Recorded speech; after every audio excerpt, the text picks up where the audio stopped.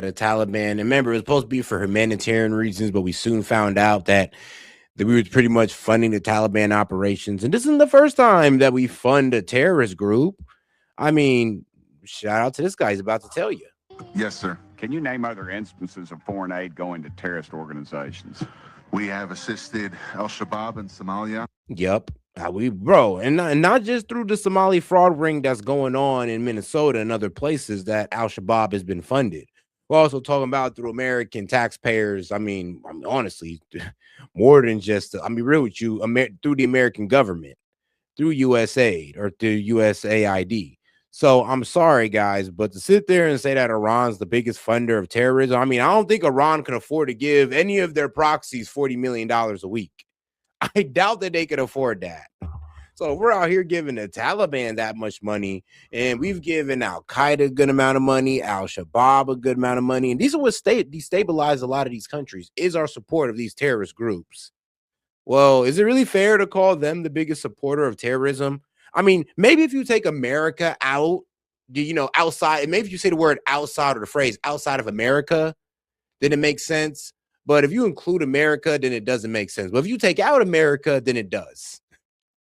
There's been instances of the Hamzi network in Sudan, Hamas, Islamic Jihad, Hezbollah, Kata'iba Hezbollah, Hayat Tahrir al-Shams in Syria. Yep. Dozens of terror organizations have received indirect assistance from U.S. foreign aid. You know, I'm wondering, with all this talk about the Strait of Hormuz and you know what? I love how they word it, because it is indirect, because we frame it under one thing and it goes in and it ends out being as, well, support for terrorism. We send the money for humanitarian reasons, and it ends up getting funded through, name your favorite terrorist group at this point. So yeah, it is kind of indirect, but let's be real. Is it really indirect? Are we sure that we're just not trying to start these terrorist groups to try to push us into another war? So we always got an excuse to put boots on the ground somewhere in the Middle East, somewhere. Parg Island and everything Lindsay's recommending. Why are we listening to a traitor who needs to be arrested for funneling money to Hamas and Al-Qaeda through USAID? He's helping to support the enemies of our nation, Steve. And it's time to arrest him. He's a traitor.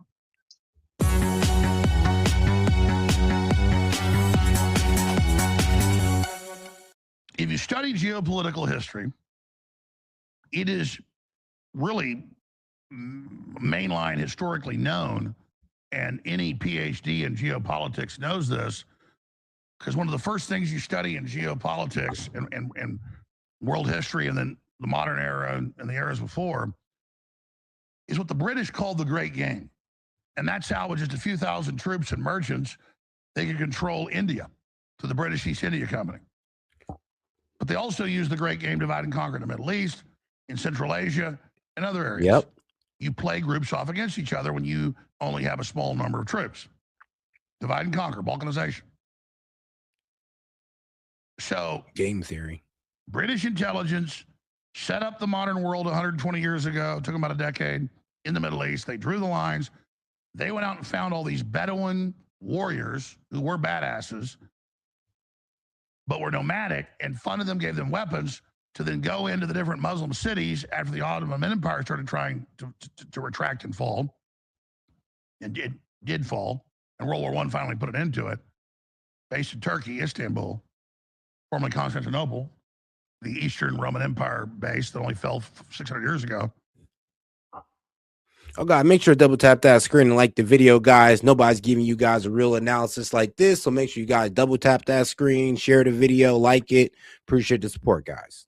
And they put what is Al-Qaeda today in charge of the Middle East. Yep. And then you also have British intelligence funding the Muslim Brotherhood, that is the other arm of that. And there's Academy Award-winning movies about this, okay? This is like mainline history, people that don't know. And so it's come out decades ago, but now it's congressional hearings. It's just beautiful. We've got even more USA documents, you name it, that going back over 30 years, Senator John McCain was the bag man. In some cases, he delivered the checks himself and literally planes of cash to Al-Qaeda, then to ISIS, Boko Haram, all of it. And they would use them to knock out our enemies, but also as the pretext to then come in and invade and attack.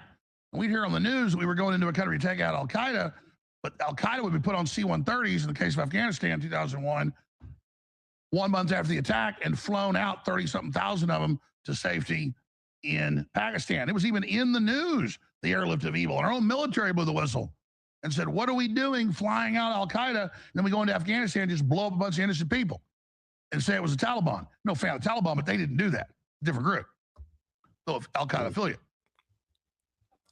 So you use these guys. So, like I said, is it fucked up for me to say, and what's going on, Jet? But is it fucked up for me to say that, yo, it's kind of crazy how we're calling Iran the biggest sponsor of terrorism in the world when we were out here spending $40 million a week on the Taliban?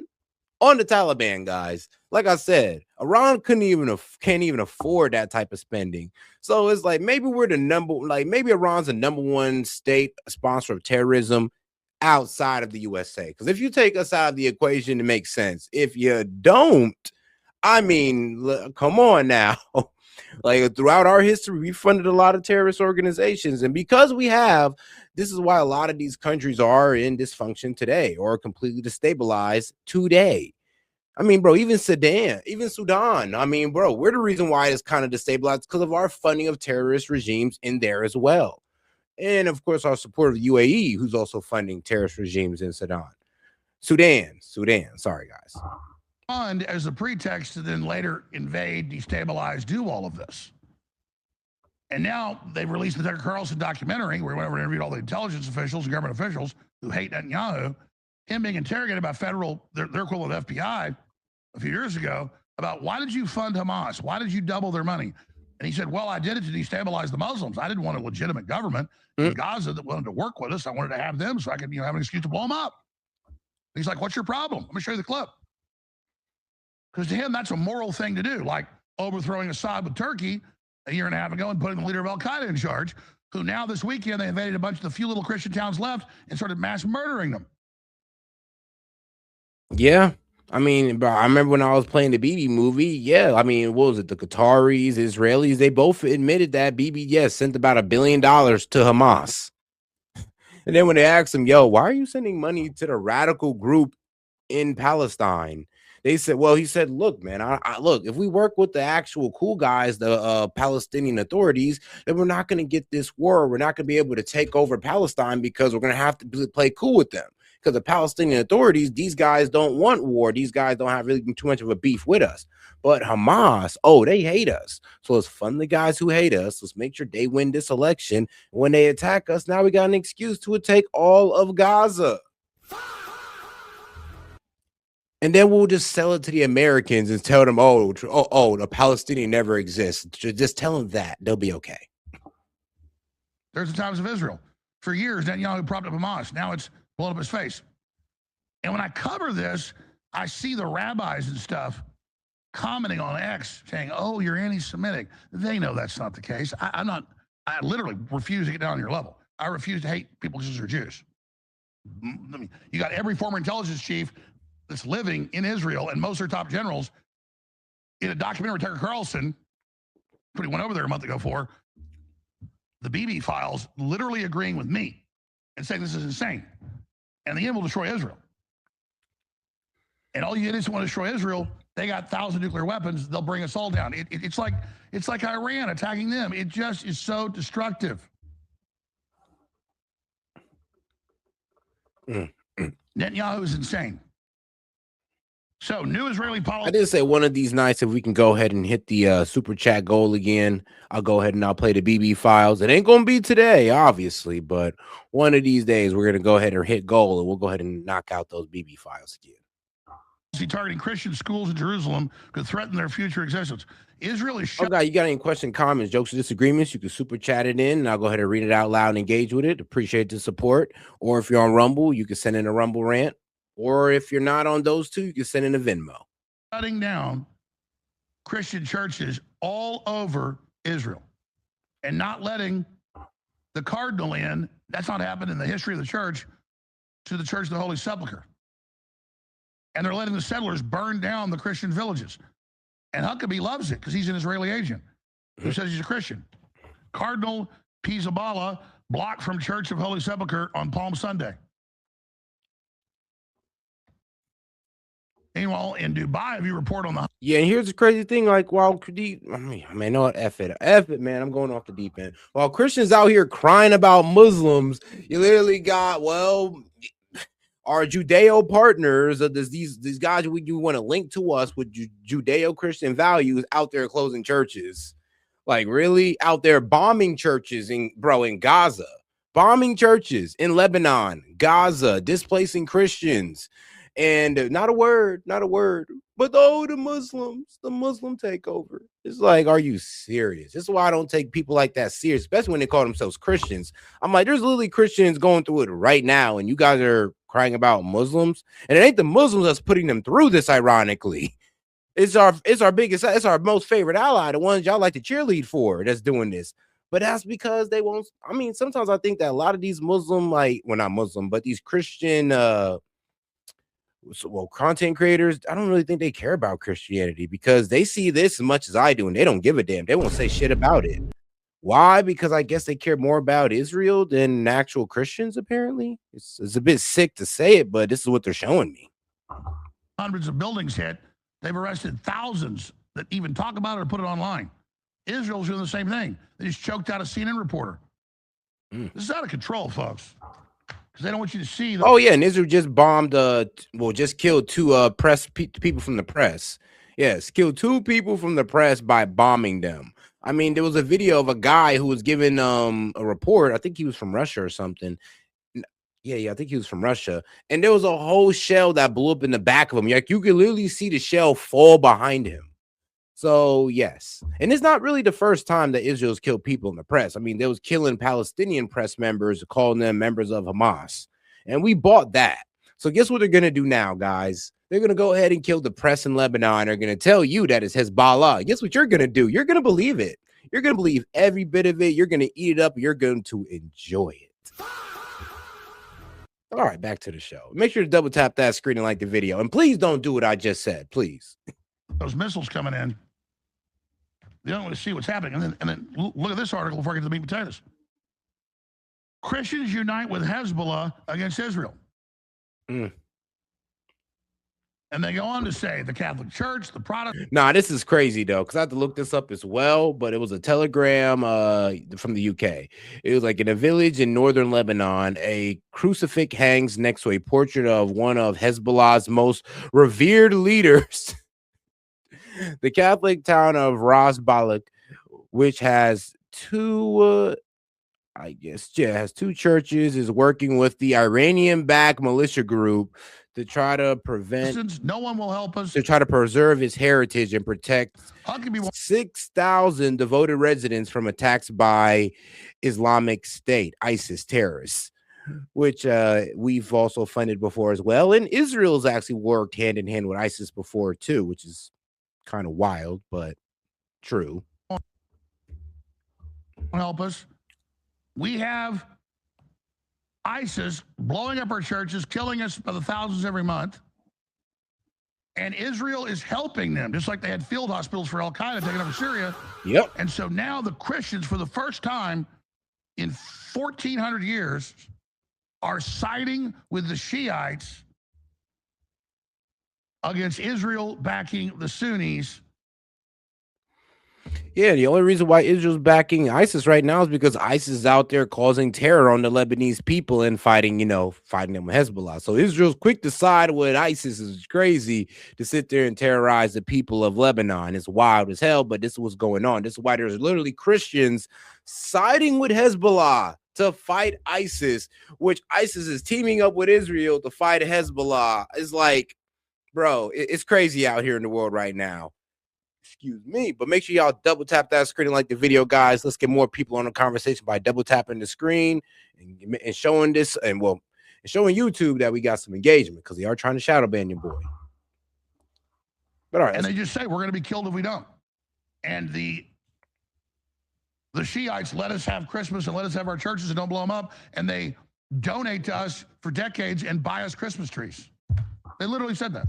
It's in the article. I mean, they bold. The Israelis are blowing up Christian churches. The videos, countless of them. I mean, it's like, what? And people get Huckabee trying to do something, he'll do nothing. He loves it. I mean, we're talking about the same guy that said, oh, it'd be great if Israel took all of the Middle East. It'd be great if Israel took it all. I was like, bro, and had all the Middle Eastern countries are like mad as hell at that guy. Like, bro, you're like, is anybody going to condemn these statements? And nobody ever condemned them, even after Saudi Arabia and all these other guys came out talking about, did the hold on, did the U.S. ambassador to Israel just pretty much say it'd be okay if Israel just took our land? Yes, he did say that. Settlers don't care if you're a Muslim or you're a Christian. You're done. You're gone. They're going to burn your church down, your house down. They're taking it. Now they're taking part of southern Lebanon. Now they're taking part of southern Syria, Greater Israel. And they want us to backstop it. If Israel wants to have wars and do all this, hey, knock yourselves out, man. I'm not here. My kids aren't here to be drafted for this. I'm not here to pay for this. And I have reluctantly been drug into this because there's bigger fish to fry than Israel until now. Israel is literally doing a coup over the Trump administration. Joe Kent was on Friday. He agreed that's what's happening. Israel brags they've done it. And they're funding Al-Qaeda and Boko Haram and ISIS and running it. And I'm just like, holy mackerel, stop. Full stop. Netanyahu has a 14% approval rating. You ask, how does he stay in power? It's a parliament. They have dozens of parties. He's able, while he's still in power, to buy off the other parties and give them what they want. So he stays in power. Just like in Canada, they can stay in power. Or Starmer has a 50% approval rating in the UK. Everybody says, we need 3 parties. We need 4 parties. No, we have the best bad system there is. The best house in a bad neighborhood. You want a 2-party system because then it's clear. You start getting other parties, it allows these coalitions and the bad guys stay in power. So now let's start getting into it. We'll get to J.D. Vance winning the straw poll and CPAC and more. But what a moment to be alive where I hammered the fact that British intelligence first, then the U.S., then Israel, and all 3 still do it, fund and support and run all of the most vicious Muslim groups there are and bring them in. They say, fight them over there, so we're going to fight them over here. But we go blow them up, and we bring the very worst into our countries. And the UAE and Saudi Arabia and Qatar say, don't bring them in. They're jihadis. We don't want a war with you. Don't do it for decades. I have clips of them warning us. They're heads of government. But the West brings them in. And then when the Muslims attack us, they set up TSA to grow up our testicles. They take our rights. They have an excuse to go invade these countries. All in the name of keeping us safe. So Lindsey Graham was already on the co-board of the key U.S. aid group that for 30 years with McCain and then now him hands out billions a year to ISIS, Al-Qaeda, and Boko Haram directly to their leaders. Talk about a manufactured crisis. It's a crisis that we manufactured. We sell all this Muslim field porn to the people. Meanwhile, we're funding the most radical Muslims in the world to create this fear porn to the people. And now we got everybody in the world thinking that, oh, all Muslims are these radicals that we fund and we destabilize countries through. And then it's kind of effed up. I mean, we sit there and we call these countries shithole countries. And the reason they're shithole countries because we fund it to be that way. It's like, are you effing serious? And this is what kills me when people say, oh, this is why we need to go after Iran, or they're the biggest sponsor of terrorism. Bro, they're responding to our funding of terrorism. So they're funding their own terrorists. Like, that's what I'm saying. It's a tit for tat game, and nobody wants to sit there and take that in. No, they want to sit there and pretend like America just this good boy of the world. We're not. We're not. We do some pretty fucked up things around the world for our benefit most of the time. But to be honest, when it comes to Middle East, it's not for our benefit. It ends up with blowback every single time when it comes to the Middle East. So I don't know why we have this insane position where we think that, well, just because it's Trump, and even though no matter how many times we try, it always end out in failure, yeah, we can interfere in the Middle East, and this time it's going to end up a success. That is insane. Multiple presidents have tried and multiple presidents have failed. And for some reason, we think that, oh, because it's Trump, this is going to be a success. I mean, all right, but this is the definition of insanity, trying something over and over and over again, thinking that it's going to end out differently. Shout out to my man Noah Joyner for starting us off. Appreciate the support, my man. Said, have you heard of the Bolshevik Revolution? Yeah, yes, I have actually. I heard of the Bolshevik Revolution. I can't talk about it too much. I'm trying to watch how crazy I go on that certain group of people in on YouTube. But yeah, I've heard of the Bolshevik Revolution, and you know, I won't speak too much on it. We'll talk about that later when we start talking about Europa and all that good stuff. And maybe I'll do a watch party to that. Because a lot of people don't really know about that. It's starting to gain. People are starting to know about it now, but a lot of people did not even know what you'd be talking about. So you talk about the Bolsheviks. To the point you have Trump endorsing at the White House the former leader of Al-Qaeda, the new Syrian dictator. While they mass murder Christians this every day, but huge thousands of motorcycles. And I know it's Bolshevik Revolution speaking about the mass murdering of Christians. I know, right? I see why you brought that up. It's like, speaking of mass murdering of Christians. ISIS, Shia, Sunnis riding in to little Christian towns and then just burning, raping, killing. We have all the videos, raping, burning, killing, murdering. We have them riding in on their motorcycles, B-roll that. And then we have them burning everything down and killing everybody this weekend. Oh, God, make sure to double tap that screen and like the video, guys. Appreciate the support, by the way, but let's make sure to double tap that screen and like the video no matter where you're at. If you're watching horizontal, make sure to smash that like button. They attack on the week before Easter. This is who we back. Yep. And that's in Syria. You go down to Lebanon, you have the Christians, for the first time ever, working with Hezbollah to fight Israel because Israel's allied with ISIS. That's the first video. Then it cut to the mass murder, the raping, the killing. See dozens of videos. You can read the newspaper articles about it. I'll get to some of those coming up. Yeah, skip to the nighttime. Then they get there at nighttime. This is what happens. Yeah, 10,000 Muslims show up in your little Christian town in 2000, killing, raping, and then they're literally saying, we're here to rape, we're here to kill. Rape, murder, kill. And then the Christians, whether they're in Syria or in Lebanon, have to run to Hezbollah because they don't do this. Which is hilarious. There are some Christians still in Iran. Which is hilarious, by the way, because, yes, ISIS, it's kind of funny, ISIS, the way they work it. They do attack Muslims, Christians. It don't matter. ISIS is ISIS. They just attack whoever. This is why people believe that ISIS might actually be mainly working with Israel. They might be like a hidden little militant branch of Israel because, they never attack them. And they always show up where Israel's, show up attacking Israel's enemies as well. So ISIS is very funny. It's the way they work.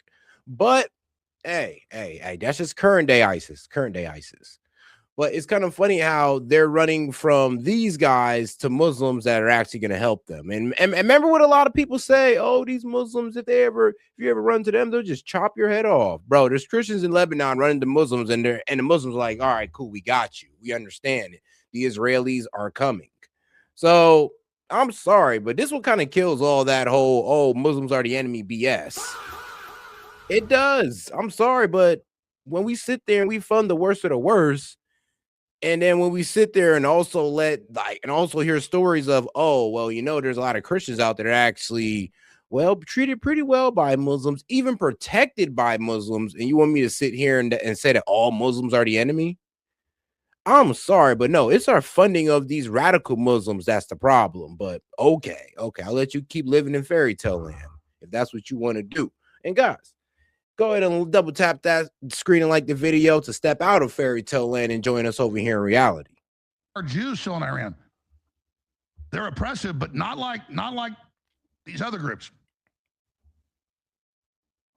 So that's the reality, folks. Christians fighting for their lives.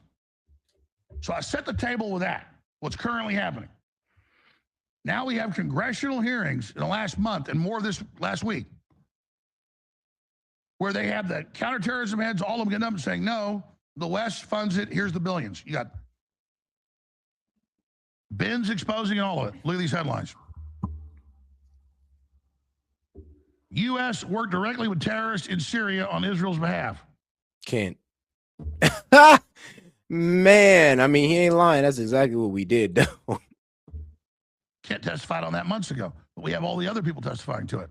Now we have Mark Lynch, a Senate candidate challenging Lindsey Graham in South Carolina, calling for him to be arrested because he's been the bag man for decades, funding Al-Qaeda, ISIS, and the rest of them. But and be the main person to tell you we need to attack those Muslims with like they're a threat to America. Nigga, you've been funding the threat to America. What do you talk about? Bro, you're on the team who sits there and sends the money out. Like, what are you talking about? And like I'm saying, it's these guys who sit there and will feed you all this fear, try to push your ass into a war mindset while they're sitting there literally funding it, literally funding the terrorists that they're trying to hype you up to fight. Make you go out there and send your sons and daughters out there while they sit back and collect the check. Like, but this is what y'all want to do. These are the people you want to slide behind. MAGA. You sure you want to do this? Slide behind the never Trumpers who are now pushing y'all into war. Okay, but this is what y'all doing. I'm out. And then you got Netanyahu in now police videos released defending that he doubled the funding for Hamas and got Qatar to pay for it, and they made him sign contracts to do it, and so they could have the stand down on October 7th, and he gave him the weapons.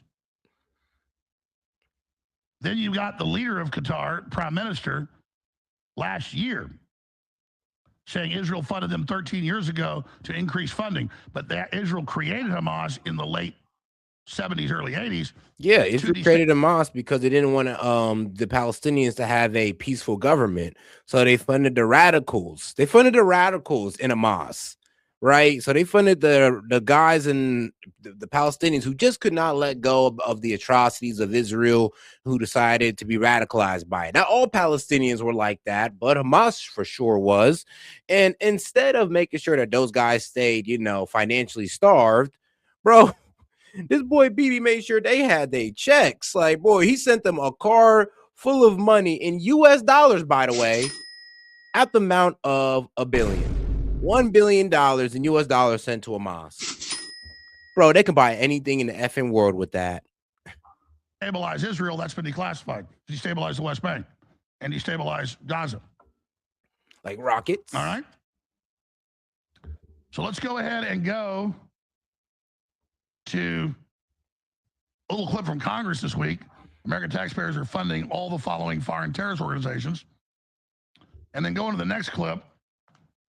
Israel Netanyahu, it's in Hebrew, but I'll read the subtitles, admits funding Hamas to weaken Palestine. Yeah, put crazies in so, yep. You can play the hero. And then we've got Lindsey Graham, Mark Lynch. Lindsey Graham is a traitor. That's the guy running against him in the Senate. Totally true on record. For 30 plus years, John McCain, and then the last 20 or so, Lindsey Graham are the bag men, not just stirring up stuff in Eastern Europe with the Russians, but funding Al-Qaeda, ISIS, Boko Haram, all of it, installing the head of Al-Qaeda in Syria, and telling us that Iran is behind 9/11. When Iran is the Shiites, the group against the Sunnis, that is the cutout for 9/11. Yeah. They think you're stupid. That they do. No, I swear to God, they think y'all stupid, bro. And it'd be killing me because I'll just be like, sometimes, oh Lord, sometimes y'all be proving them right. Not nobody in my shit. Nobody in my group. But sometimes y'all be proving them right. That we are just stupid enough to believe anything they say, even though the truth is right in front of our face. Like people be like, it was 9/11. Never forget. Do you want to know why 9/11 happened? It was two Palestinian guys that ran off to Saudi Arabia ready to crash out for, the Al-Qaeda. Why? Because of America's support for Israel and Israel's atrocities in Gaza to the Palestinians. That's why. But I mean, if you listen to the neocons and the warmongers, they'll tell you, oh, they hate our freedoms and they want us all in burqas and they want Sharia law. That's why they did it. No, it's because we keep fucking with them. Like, I'm being real with you. I'm sorry to be so crude, but yes, it's because we keep effing with them, keep destabilizing their countries, keep effing with their currency. No, this is why. This is why I always say, if you want to stop terrorism, you can't just bomb them to death. Sadly, trust me, if we could bomb them to death, we wouldn't be dealing with terrorism. We've been trying to bomb these guys to death for decades now. Has it worked? No. Okay, then. So the only way to get rid of terrorism, as it seems, is actually listen to the terrorists and like, all right, what y'all bitching about? And apparently Hamas is bitching about the way Israel is treating them. So I'm like, okay, great. Let's do a two-state solution. There goes Hamas. Now we don't got to worry about those bastards no more. You got Hezbollah over there going like, well, Israel's invading us. All right, cool. Israel, stop invading them. Now I ain't got to worry about Hezbollah no more. And the Houthis, well, the Houthis just want Israel to leave the Gaza and Lebanon alone, and that's why they attack. And there you go. It's kind of crazy if you just restrain Israel. We solved the agenda of 3 terrorist organizations just by restraining Israel. You know that? 3. But because we won't do that, we just progress terrorism. We try to bomb them to death. And does that work? Has it worked? No. Plus years, John McCain, and then the last 20 or so, Lindsey Graham are the bag men, not just stirring up stuff in Eastern Europe with the Russians, but funding Al-Qaeda, ISIS, Boko Haram, all of it, installing the head of Al-Qaeda in Syria, and telling us that Iran is behind 9/11. When Iran... Bro, I'm sorry, but they blaming Iran for everything. They said we were being at war with Iran for 47 years, even though we never declared war with Iran. I was like, what are we doing, guys? Like, do you not understand they're trying to sell this war to us as hard as they can at this point? Like, they're trying to sell the war a little too hard. It's like when that salesman's come up and they're trying to push this product on you, and at a certain point you just get a little like, I don't know, suspect of the product. You're like, I don't know, man. You're trying a bit too hard to sell this. Don't nobody get that feel like you know, the snake oil salesman or the pushy salesman who tries to push you into a wireless plan that knows is going to go up on you. I mean, doesn't that give you that type of feel, guys? Or is it just me? Maybe it's just me. As the Shiites, the group against the oh Sunnis, man, shout out to my man movie moment Reese for this comment. He says, when you hit him with that, they say we're over there freeing the people. I'm sorry, but if you think we're over there freeing Iranians while bombing them, no, I'm not even gonna say it. I just want to let you know you're just not the smartest person in the world right there. Okay, you're not the smartest person. If you really sit there and think that we're freeing Iranians by bombing them, it's crazy. For 9/11, they think you're stupid. And they say we got to fight them over there instead of over here when they bring them in record levels.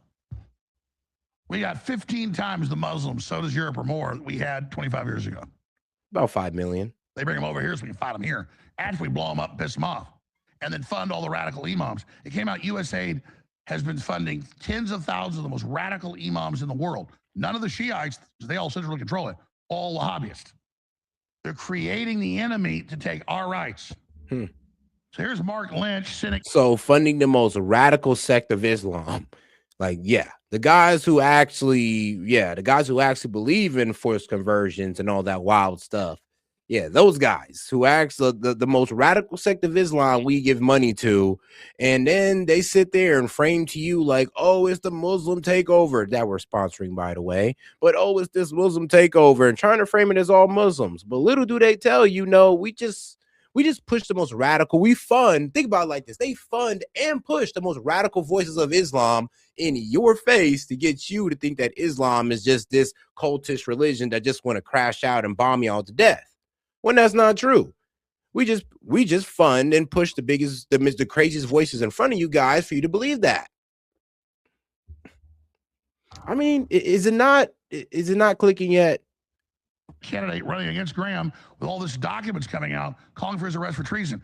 Look how Graham's the big guy that wants war and is blaming Iran for 9/11 when it's the opposite group. It's so obvious, and we should be talking like this. Thank God we've gotten to this point. Here's a clip.